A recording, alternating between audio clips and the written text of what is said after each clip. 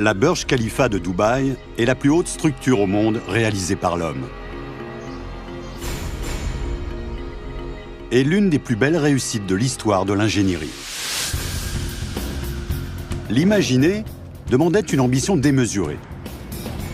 La construire exige des nerfs d'acier pour assembler des grues plus longues, installer des fenêtres plus élevées et bâtir plus grand que jamais auparavant. Au départ, j'ai cru qu'ils étaient fous. Tout en écrivant une page d'histoire, ces différents acteurs l'ont filmé. Découvrez un gratte-ciel incroyable et les gens qui ont risqué leur réputation et leur vie pour le construire. Tous ceux qui sont en dessous sont en danger.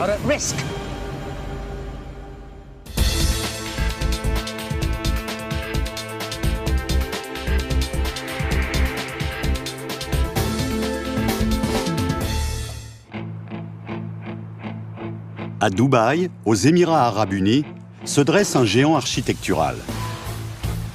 Culminant à 828 mètres, la Burj Khalifa est le building le plus haut du monde. Cette tour, à 1,5 milliard de dollars, a été inaugurée en 2010 par un feu d'artifice des plus spectaculaires. Pour cela, il a fallu un changement de décor radical.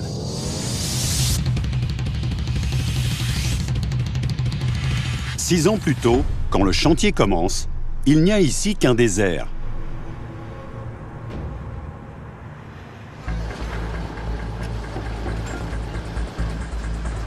En janvier 2004, la première pierre de la tour est posée sur le site. Pour un ouvrage pharaonique comme celui-ci, chaque jour compte. Le temps, c'est de l'argent. Des sommes faramineuses sont engagées. Il faut terminer dans les temps pour récupérer l'investissement rapidement. C'est à David Bradford, le chef de chantier, qu'échoit la responsabilité de mener les travaux à bien et à temps. J'étais ravi d'obtenir ce chantier. C'est un rêve qui se réalise. Construire le plus haut building du monde. Combien de personnes auront cette chance? Mais quand David entame sa mission, les architectes n'ont pas encore terminé les plans complexes de la tour. Avec un édifice comme celui-ci, il faut aller très vite. On ne peut pas attendre que tous les dessins soient prêts. Sinon, on peut patienter 3 ans dans son bureau avant qu'il se passe quoi que ce soit. Même si de grandes parties de la structure sont encore sur la table à dessin, elle s'élance déjà vers le ciel. Pour construire une tour de cette taille le plus rapidement possible, on allie béton armé et la technique dite auto-grimpante. À la base du bâtiment, des moules sont assemblés dans lesquels sont insérés des piliers de renfort et du béton est coulé. Une fois le béton durci, les moules sont montés au niveau suivant. Et le processus se répète. Grâce à ce système, l'édifice s'élève au rythme d'un étage par semaine. On pose le cadre de cette façon, on glisse l'armature à l'intérieur, on verse le béton liquide par le haut. 12 heures plus tard, le béton a durci. On dégage les formes et avec le système de levage hydraulique, on les remonte au-dessus du nouveau mur.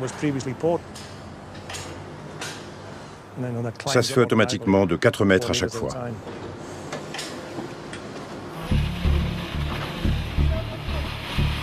La Burj Khalifa a été pensée par le promoteur immobilier dubaïote Emaar. Il veut affirmer le rôle central de la ville sur l'échiquier financier mondial en construisant le plus haut gratte-ciel sur Terre. Pour cela, Emaar fait appel à un des grands cabinets d'architectes américains, Skidmore, Owings et Merrill. Leurs bureaux de SOM sont à Chicago, capitale du gratte-ciel. Comme Bill Baker, ingénieur en chef, le sait, pour monter plus haut, il ne suffit pas de prendre d'anciens plans et d'y ajouter des étages. La hauteur supplémentaire pose des problèmes d'ingénierie très particuliers. Nous sommes ici au 90e étage de la Willis Tower, qu'on appelait avant la Sears Tower. Avec cette vue sur Chicago, on a quasiment un échantillon de l'évolution des gratte-ciel sous les yeux. On a ici l'Aoun Center, autrefois le Standard Oil Building. C'est une structure tubulaire simple. Pour atteindre de nouvelles hauteurs, les architectes doivent à chaque fois mettre au point de nouveaux systèmes structurels. Voici le prédécesseur de la Sears Tower, la tour John Hancock. C'est un tube renforcé. Ces contreventements en diagonale sur les 4 façades soudent les colonnes ensemble et donnent l'impression que ce n'est qu'un seul tube. L'une des dernières grandes inventions structurelles date de l'édification de la tour sur laquelle se trouve Bill Baker. Haute de 442 mètres, la Willis Tower a été le plus grand gratte-ciel du monde jusqu'en 1996. Elle a été érigée comme un faisceau de tubes, soit 9 tours arrimées ensemble pour créer une seule et même structure rigide. Mais ce modèle a des limites. Le tube en faisceau suffit pour cette hauteur, 442 mètres. Mais admettons qu'on veuille monter plus haut, disons jusqu'à 700 mètres. Il faut élargir la base. Mais ce faisant, on passe d'une largeur de 3 à 5 unités, ce qui nous donne un espace supplémentaire immense, plus difficile à vendre. Et surtout, le bâtiment devient très profond. Or, dans un building, l'intérêt est d'avoir vue sur l'extérieur. Ici, les occupants sont si loin des fenêtres que le bâtiment est inutilisable.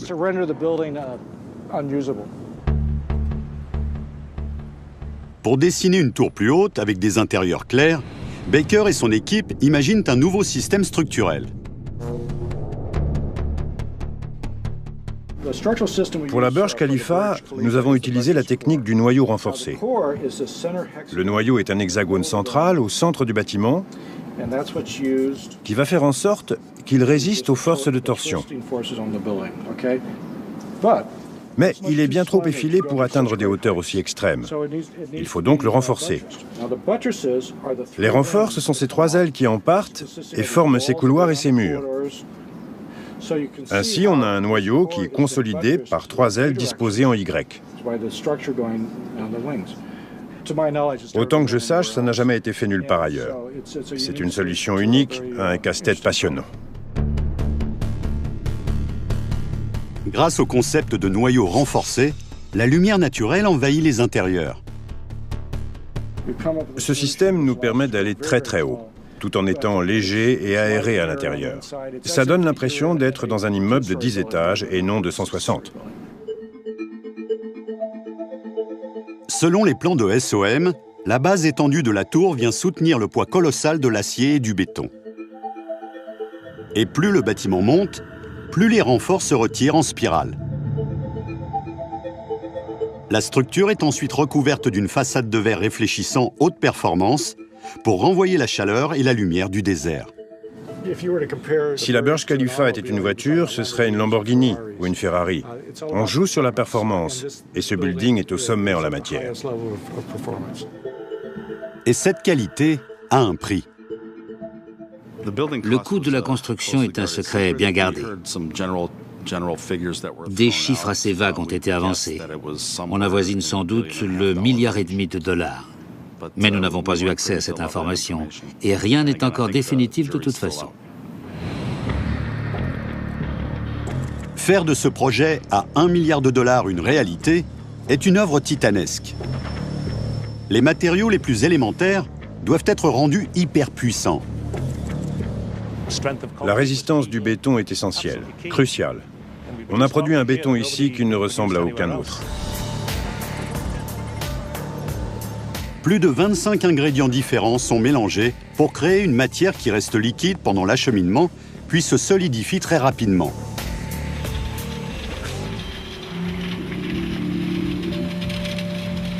Mais utiliser cette mixture est un véritable défi à Dubaï par des températures qui dépassent les 45 degrés. Si le béton est trop chaud, il durcit instantanément et on n'a pas le temps de le couler. Ces opérations ont donc lieu pendant la nuit, quand les températures sont plus basses. Et on incorpore de l'eau fraîche et des glaçons au liant. Et ce sont 3 pompes parmi les plus puissantes du monde qui propulsent le mélange vers les hauteurs du bâtiment. Au cours de 32 mois, elles livreront 165 000 mètres cubes de béton. De quoi faire un trottoir long de 880 km. La structure de béton est ensuite couverte d'acier de construction. Alors que le gratte-ciel jaillit au-dessus du désert, hommes et machines vont atteindre des hauteurs encore jamais vues. Je suis de l'autre côté.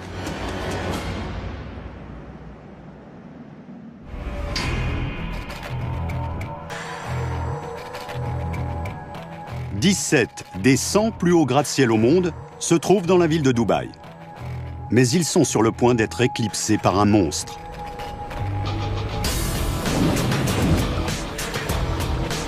La construction s'accélère. La Burj Khalifa gagne un nouvel étage tous les 3 jours.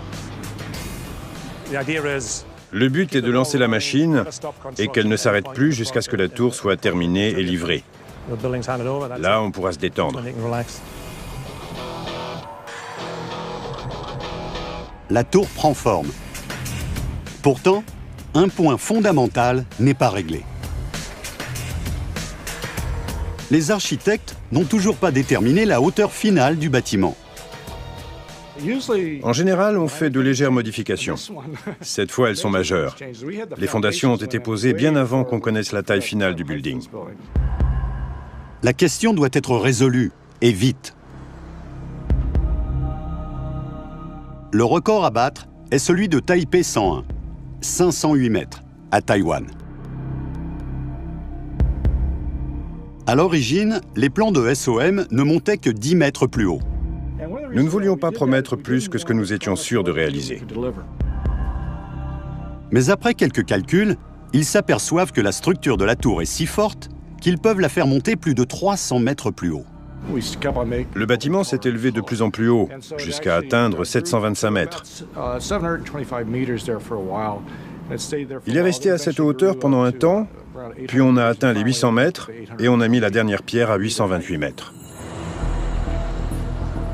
Une fois terminée, la Burj se tiendra à 828 mètres au-dessus du sol. Reste à savoir si les fondations sont assez solides pour la soutenir. Très tôt, des analyses du sous-sol du site ont identifié un problème. C'est pas comme si on travaillait à New York où quand on creuse à 4 ou 5 mètres, on a un sol stable. On assoit les fondations sur le granit lui-même. Ici, on a une couche de sable de 3 ou 4 mètres, puis du grès fragile, du calcaire. Rien de très bon. Heureusement, la science est là. L'avenir de la Burj Khalifa et de son poids colossal repose sur un principe scientifique unique. Le frottement. Il y a 2 méthodes d'empilement. La première étant des pieux portants en pointe que l'on enfonce directement dans la roche dure qui supporte le poids. Ici, on a opté pour des pieux rainurés. Le poids de la tour est porté par les frottements latéraux sur le pieu. Les fondations de la Burj reposent sur l'adhérence ultra puissante entre le sol et les parois de chaque pieu. Sous le bâtiment, 192 pieux sont enterrés à 50 mètres de profondeur pour soutenir une plateforme en béton de 3,70 m d'épaisseur.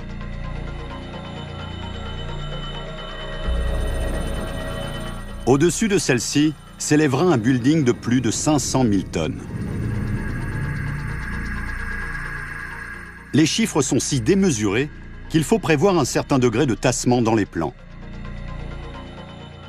Après avoir évalué le poids total avec les charges permanentes et d'exploitation, on suppose que le bâtiment descendra d'environ 7,5 cm. Mais le socle devrait tenir.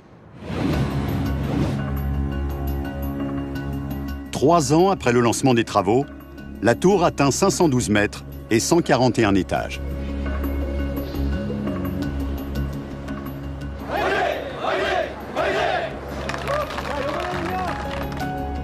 La Burj Khalifa devient le plus haut gratte-ciel de la planète. À cette altitude, l'acheminement des hommes et des matériaux est un véritable casse-tête. C'est le genre de problème typique que l'on a dans les grands gratte-ciels. On travaille ici 24 heures sur 24, 7 jours sur 7, non-stop. On descend les déchets, on remonte des matériaux pendant la nuit. Il faut faire tourner les équipes le matin et le soir. Mais finalement, il y a toujours des ouvriers là-haut. On n'a pas les moyens de les descendre. Il y a des toilettes, des cantines. Ils prennent leur repas là-haut. Afin de déplacer les matériaux, 3 des plus grandes grues de construction au monde sont présentes sur le chantier. Ce sont des grues hautement spécialisées. Elles sont immenses. Elles font plus de 120 tonnes à nu quand elles ne portent rien. L'exercice d'équilibriste qu'est leur installation revient à un groupe particulier.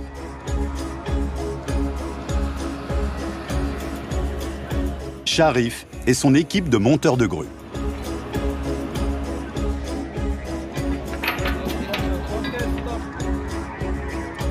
Ils viennent des 4 coins du monde et parlent souvent des langues différentes.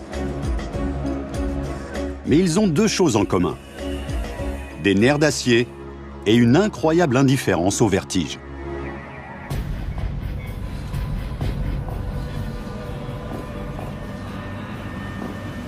Ils sont responsables de l'assemblage des grues et de leur bon fonctionnement.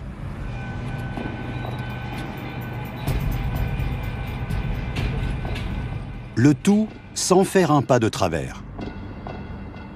Ils ne perdent jamais de vue qu'il y a le sol en bas du bâtiment. C'est extraordinaire de les voir aussi à l'aise. Les grues comprennent un mécanisme ingénieux d'auto-élévation qui leur permet de progresser le long du bâtiment pendant sa construction. Dès qu'un nouvel étage est terminé, Sharif et ses hommes ajoutent un niveau au soutien de la tour et relèvent chaque grue encore plus haut.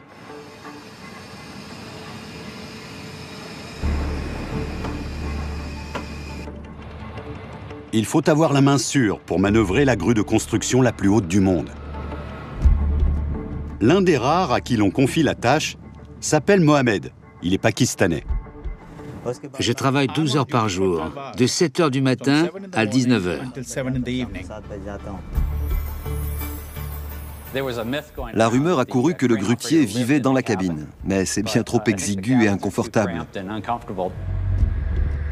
Suspendue à 700 mètres au-dessus du vide, la cabine de grue de Mohamed est presque 2 fois plus haute que l'Empire State Building. J'aime bien travailler en altitude, ça me plaît. Ça ne me dérange pas de monter encore. Quelle que soit la hauteur à laquelle on me demande d'aller, j'irai. Alors que la Burj Khalifa vise les cieux, elle pénètre dans l'inconnu. Or, un élément d'une force impressionnante se fait de plus en plus menaçant. Pas seulement pour les ouvriers, mais aussi pour le bâtiment dans son entier.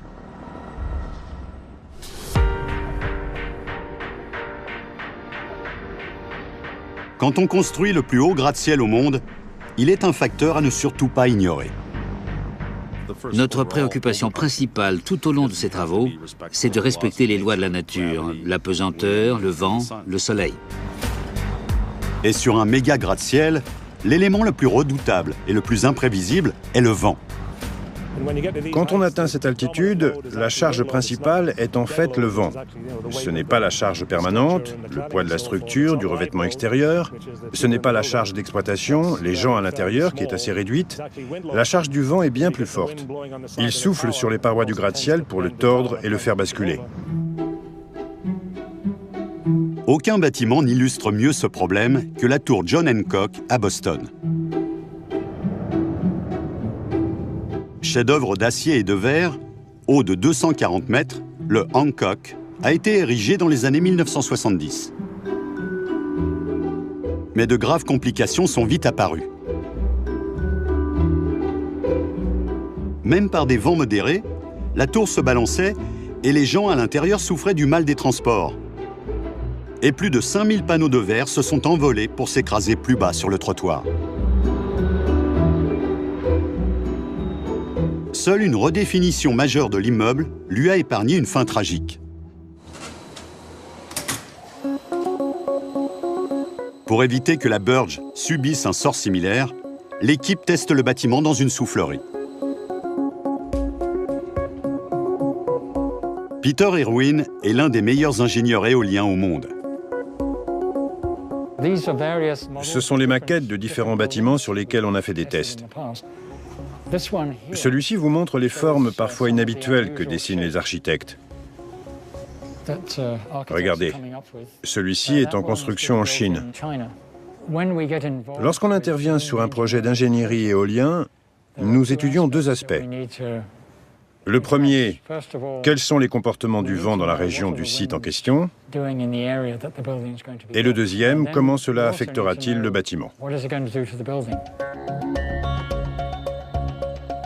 Peter et son équipe calculent que la Burj devra supporter des rafales pouvant atteindre 240 km/h.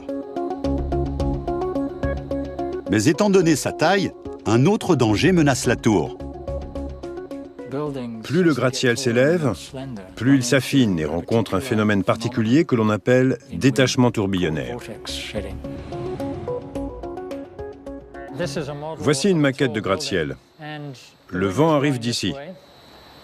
Ce qui se passe avec ce genre de bâtiment, c'est que des vortex viennent frapper et frotter les parois d'un côté, puis de l'autre. En percutant les façades de l'immeuble, les tourbillons le font se balancer d'un côté à l'autre, parfois violemment.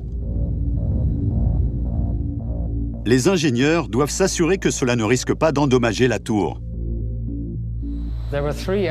Suite aux tests en soufflerie, 3 améliorations aérodynamiques ont été faites. L'une d'elles a été d'adoucir la forme des coins des contreforts extérieurs. Ensuite, de réduire la largeur de la tour en altitude. Et la troisième, de faire pivoter la tour dans son intégralité à cause de l'orientation des vents dominants. Conséquence, le gratte-ciel est incroyablement stable.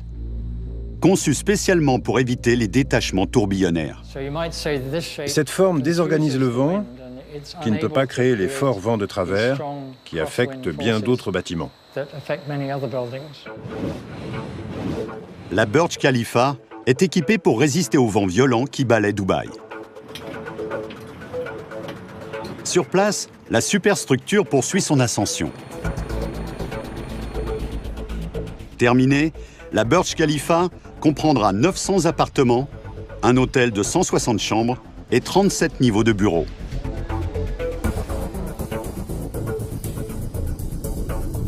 Le bâtiment consommera jusqu'à 36 MW d'électricité. De quoi alimenter une ville de 20 000 habitants. En cas de panne de courant, 5 énormes générateurs prendront la relève.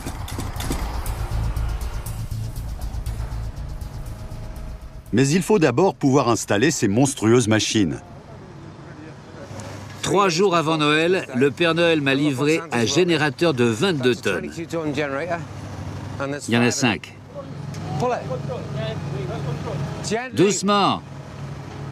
Ne le quittez pas des yeux. On a combien? 26. Ça devrait être 22. Quelqu'un, quelque part, a fait une grave erreur. Chacun des générateurs devrait peser 22 tonnes. Pourquoi on a 26 tonnes? Je sais pas. Mais vous êtes incroyable, incroyable. Tout est réglé pour moins de 25 tonnes. Le palonnier est paramétré sur moins de 25 tonnes. Les élingues font 6 tonnes chacune. 24 tonnes au total et on veut soulever 26 tonnes. Tous ceux qui sont en dessous sont en danger. Pourquoi tout de suite là, mes ouvriers sont en danger? Je suis désolé. 26 tonnes, vous êtes sûr? Le générateur fait 4 tonnes de trop. À tout moment, les chaînes peuvent se briser. Descendez-le. Ce n'est pas une science exacte. L'expérience compte plus que tout. Je ne risquerai pas la vie de mes hommes ou de mes machines. Sur les chantiers de cette échelle, la sécurité est primordiale. Il faut renforcer l'équipement de levage avant de pouvoir poser le générateur dans le bâtiment.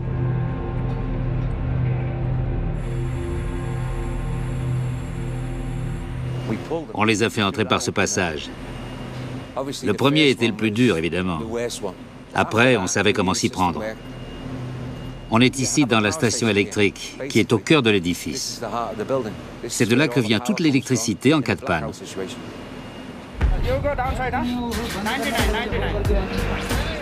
Le chantier avance. David Bradford commence à sentir la pression des délais à tenir. Je me donne à 100% pour faire le meilleur travail possible. Et ça a des effets sur ma vie de famille. Je vois rarement ma femme depuis des mois, même si elle ne se plaint pas. Je rentre à la maison quand elle dort déjà et je pars le matin avant qu'elle se lève. Et sa tâche va se compliquer davantage. On n'a pas le droit à l'erreur ici. C'est tout. À la moindre erreur, tout s'arrête. On s'expose à de gros dépassements de budget. Les équipements, le matériel des sous-traitants est immobilisé. On a des milliers d'hommes qui ne peuvent plus travailler. Il faut vérifier, revérifier. Tout doit être plus ou moins parfait, à tous les niveaux du bâtiment. La superstructure est presque terminée, mais c'est loin d'être parfait. Les panneaux de verre qui devraient déjà recouvrir la majeure partie du building ne sont toujours pas arrivés.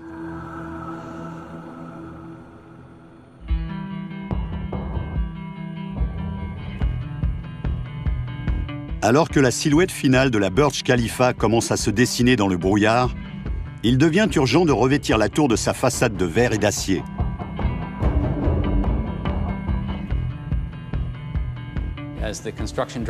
Au fur et à mesure de l'élévation de la tour, le bardage doit venir fermer le bâtiment pour créer un environnement intérieur dans lequel on puisse travailler, installer des équipements, effectuer des tâches mécaniques. Pour rendre la tour habitable, il faut la fermer. Isoler le bâtiment du vent, de la pluie et du sable est un ouvrage gigantesque. 24 348 panneaux individuels doivent être assemblés et installés sur l'extérieur. Mais le fournisseur qui avait été retenu a fait faillite. Les risques de dépassement de délai et de budget sont de plus en plus grands. Chaque jour chômé, chaque jour d'indécision coûte une fortune. L'entreprise locale Arabian Aluminium offrira la solution de rechange. Ils font appel à un solutionneur de problèmes pour lancer les opérations. J'ai sauté dans un avion, je suis arrivé à Dubaï et on m'a conduit sur le site. On m'a expliqué en quoi consistait le travail. J'ai levé les yeux et j'ai dit « Waouh !» Et on n'était même pas à la moitié. Grosse surprise. J'ai demandé où étaient les vitres et c'était là le problème. Il n'y avait pas de mur rideau, pas de modèle, pas de système. C'est le boulot idéal pour moi, je peux régler le problème. Le montage de la façade accuse un retard de 18 mois. Pour remettre le chantier sur la bonne voie, John Zerafa contribue à monter une toute nouvelle usine uniquement dédiée à la tour. Je savais que ce serait difficile, mais c'était un défi. On a été épatés. Ils avaient à peine signé ce contrat qu'ils sont passés au design, à la fabrication des composants et aux essais de production en 4 mois. C'est le modèle qu'on a monté sur la Burj. Vous savez, le verre vision. Un grand ici, un petit là. Un tympan en acier inoxydable. Un bullnose vertical. C'est un aileron en acier inoxydable avec un polymiroir. Il a encore ses protections, mais elles seront enlevées. Ces panneaux sont soulevés comme une seule unité et sont suspendus, d'où le nom de mur rideau. Il est fixé à celui du dessus. Un gratte-ciel aux façades de verre peut être magnifique. Mais à Dubaï, c'est d'une complexité toute particulière, comme le montre John. Nous avons ici un morceau de verre ordinaire.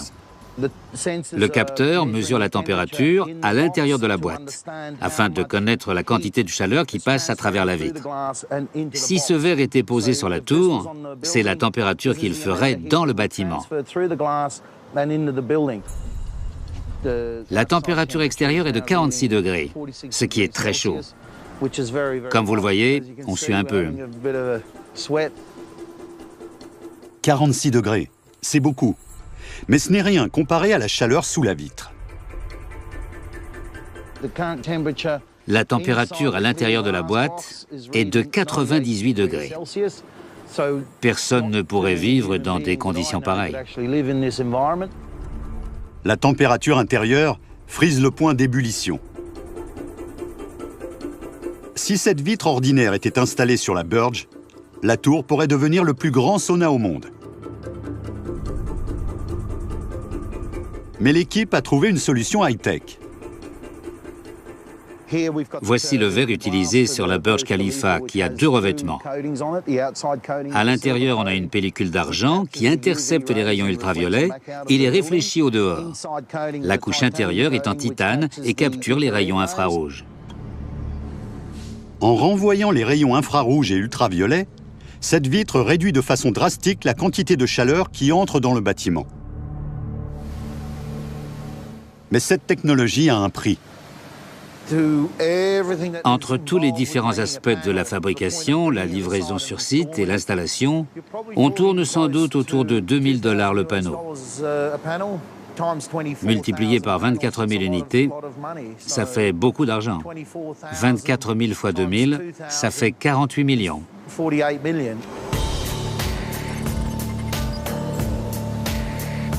Quand le verre et l'aluminium arrivent à Dubaï, les ouvriers assemblent les panneaux et les envoient directement sur le chantier.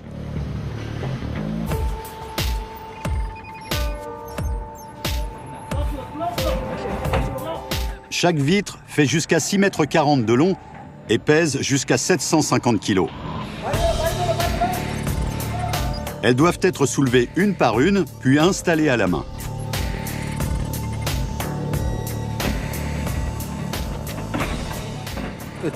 C'est très dangereux. Ce sont des objets imposants, grands, et dès qu'un courant d'air passe, ils agissent comme une énorme voile. Ils sont difficiles à maîtriser. Si jamais un panneau vient s'écraser contre un mur, le verre casse, les morceaux tombent de haut et pourraient couper les jambes de quelqu'un au sol. Ça ne plaisante pas.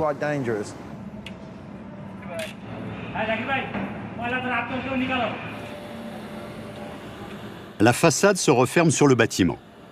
David Bradford, le chef de chantier, suit l'état d'avancement des travaux au plus près. On construit ce gratte-ciel depuis 1 an maintenant, et c'est un grand moment dans tout ce cauchemar. Je crois que si je ne venais pas au travail, je poserais mon télescope sur un toit pour espionner et vérifier que tout le monde bosse. Si ce n'était pas le cas, je passerais un coup de fil pour savoir pourquoi on s'est arrêté. En un temps record, le retard pris disparaît. Et l'aménagement intérieur peut commencer. On a rattrapé tout le temps qu'on avait perdu et on est revenu dans les délais prévus.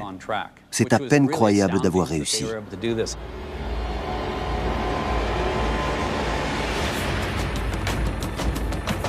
Le mur rideau est quasiment terminé. Le travail continue partout sur le site, mais un nouveau problème de taille vient se poser aux équipes. Comment planter une flèche en acier de 150 tonnes au sommet du building? J'ai passé toute ma vie sur les chantiers, parfois à grande échelle, mais rien de comparable. «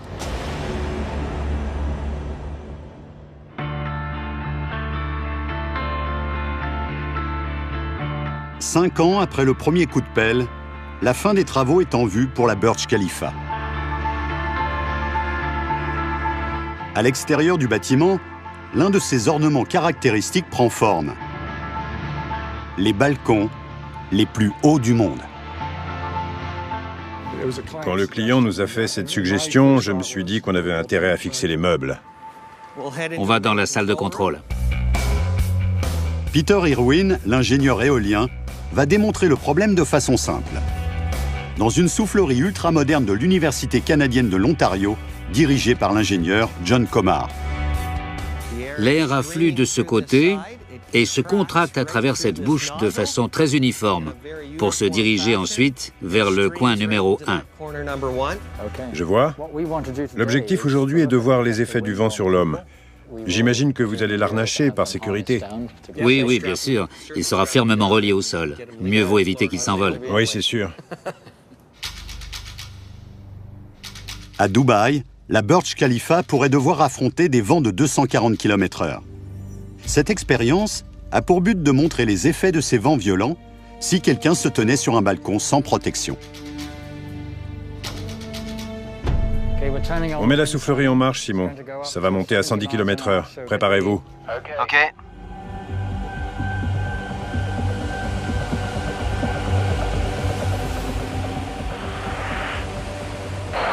Où on en est? On va passer de 110 à 130. Signalez tout problème. 24!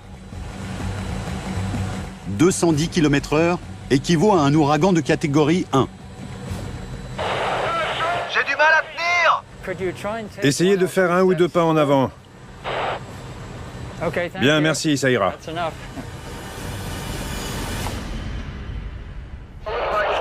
J'éviterai d'aller sur un balcon au 120e étage avec tout ce vent.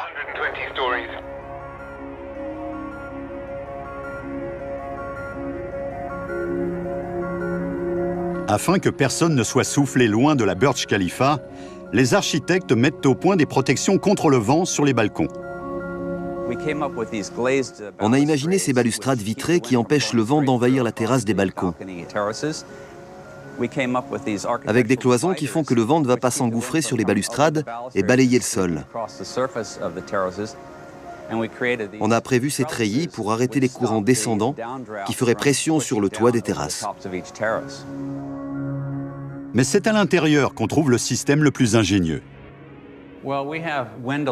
Sur chaque façade où il y a des balcons, on a installé des alarmes au vent. Si la vitesse du vent à l'extérieur dépasse ce que l'on estime être sans danger pour les occupants, une alarme retentit pour prévenir de ne pas sortir à ce moment-là. Pendant ce temps, plus haut encore, le gratte-ciel n'a pas encore atteint sa taille définitive. Les constructeurs doivent encore placer au sommet l'une des pièces d'ingénierie les plus extraordinaires jamais conçues. Une flèche d'acier de 136 mètres de haut, de plus de 150 tonnes et de tout juste 1,20 m de large à la pointe.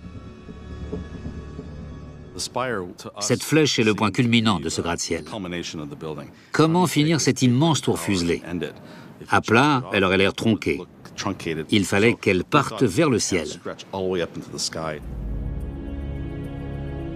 La question est, comment acheminer la flèche au sommet de la tour?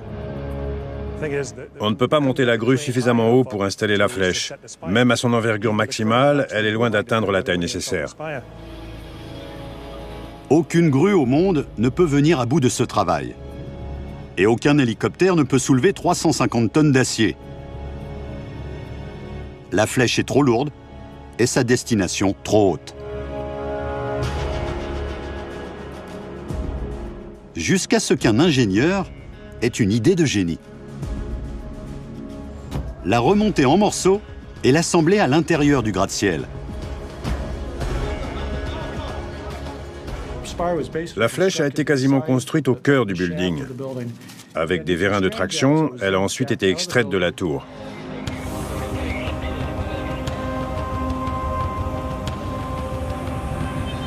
Tous les principaux architectes et ingénieurs sont réunis pour voir la flèche s'élever vers sa place définitive.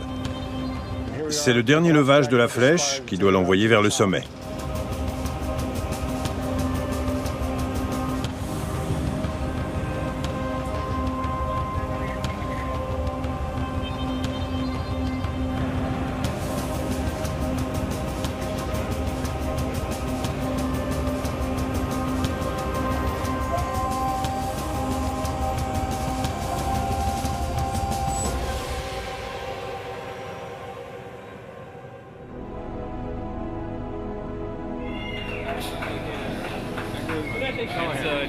C'est un beau moment que l'on vit là.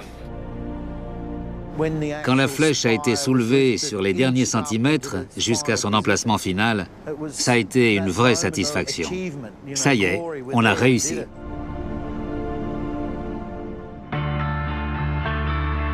Une fois le dernier élément structurel en place, il est temps de faire descendre la dernière grue de construction.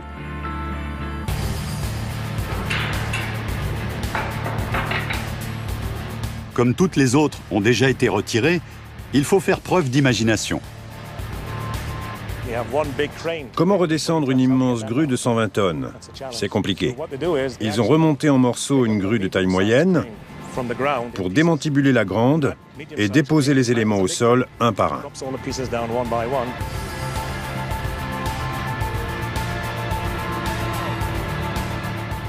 Et on se retrouve avec une grue de 60 tonnes toujours perchée là-haut. Alors la grue moyenne, on remonte une plus petite, qui démembre celle de taille moyenne. On finit en démontant la petite qu'on descend à la main. C'est la toute première fois que la silhouette de la Burj Khalifa est entière. Les bâtisseurs peuvent maintenant peaufiner le travail. Ce gratte-ciel ne doit pas seulement être le plus haut du monde, il doit être le plus beau. Et pour s'en assurer, quelques rares courageux vont atteindre une altitude extraordinaire. La terre est basse. On est très très haut.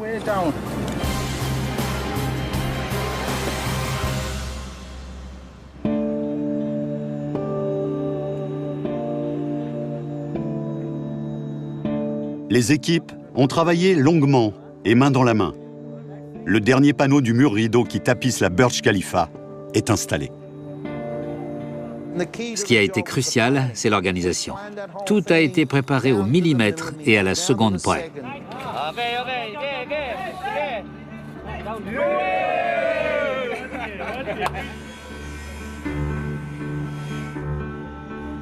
La course contre la montre est lancée pour finir la tour avant son inauguration dans 3 mois. Après 6 ans de travaux, elle est couverte de terre et de poussière. Mais la solution est simple.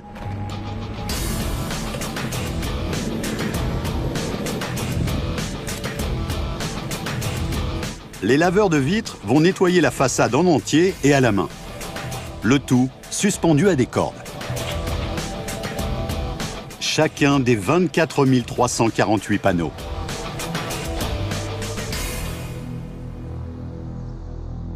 À 800 mètres de haut, il reste un détail à régler. À la nuit tombée, la tour sera illuminée par des milliers de lumières décoratives. Mais à l'extrémité de la flèche, 7 lampes doivent encore être installées. Il voulait qu'on aille percer 7 trous dans l'acier de la flèche. S'il n'y avait eu que moi, j'aurais dit « Il y a 2000 ampoules. Ces 7-là, vous les oubliez. Du sol, on ne remarquera rien. » Mais Emma tenait à ce que tout soit fait impeccablement. Ils ont mis la barre très haut. Comment finir le travail en beauté? On ne peut pas monter d'échafaudage. La grue ne va pas jusque-là. Mick Flaherty, expert cordiste, a la réponse. Au départ, j'ai cru qu'ils étaient fous. Comment expliquer autrement qu'ils veuillent suspendre quelqu'un au sommet? Mick recrute un superviseur hautement expérimenté pour conduire la mission. C'est un spécialiste du rappel. Il travaille depuis des années comme cordiste. Mais alors qu'ils sont sur le point de commencer, c'est la catastrophe. Cette altitude ne laisse personne indifférent. On est en terrain complètement inconnu. Pendant qu'on escaladait à l'intérieur de la flèche, je lisais l'inquiétude dans ses yeux. Il était blanc comme un linge. Il s'est arrêté et il a dit « Désolé ». J'ai demandé ce qui n'allait pas. Et il m'a dit qu'il ne voulait pas mettre ma vie en danger et qu'il ne pouvait pas faire le boulot. N'ayant pas le temps de trouver un remplaçant, il n'y a qu'une solution. Mick doit mener l'opération lui-même. La tâche est très dangereuse dans des conditions extrêmement difficiles. J'ai dû faire avec la chaleur, l'environnement qui nous entoure à Dubaï. C'est un chantier lourd dans un climat pénible. C'est trop risqué pour qu'une équipe de tournage le suive. Mick filme donc lui-même. D'abord, à l'intérieur de la flèche. Les ouvriers y découpent 7 trous dans l'acier de 7 cm d'épaisseur. Voilà, et de 7. Bien joué, Melchior. Merci. Beau travail, les gars.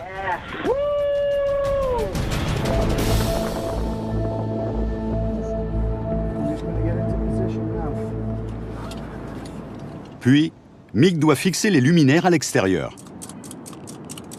On arrive au sommet de la flèche, je prépare le matériel, je lance les cordes en m'assurant qu'elles ont bien des nœuds. C'est sérieux là, d'accord? Très sérieux. On est prêt? On est prêt. Je suis de l'autre côté. La terre est basse.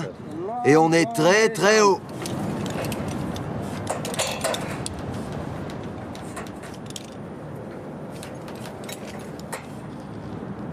C'est grisant. Ça a l'air irréel. Ok, Jamil? Oui, c'est bon. Je descends. Une fois sur la paroi extérieure, pendant la descente en rappel, c'est un vrai trip. Je me disais, je regarde en bas ou pas? On a découpé les trous dans le métal. Ensuite, on a posé les boîtiers et on va terminer en scellant tout ça.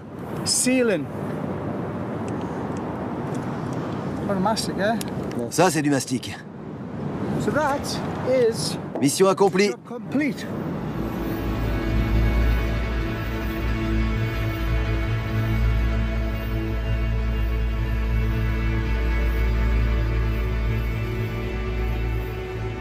Ces mecs ont un physique d'acier. Pas vrai, les gars? Voilà, tout est là. Aimer son métier.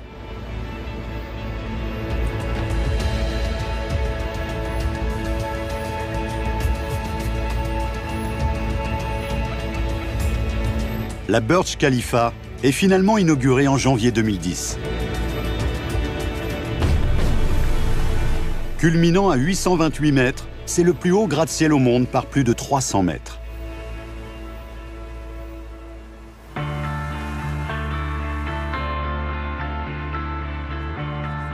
Sa construction a exigé l'action conjointe de dizaines de milliers de personnes.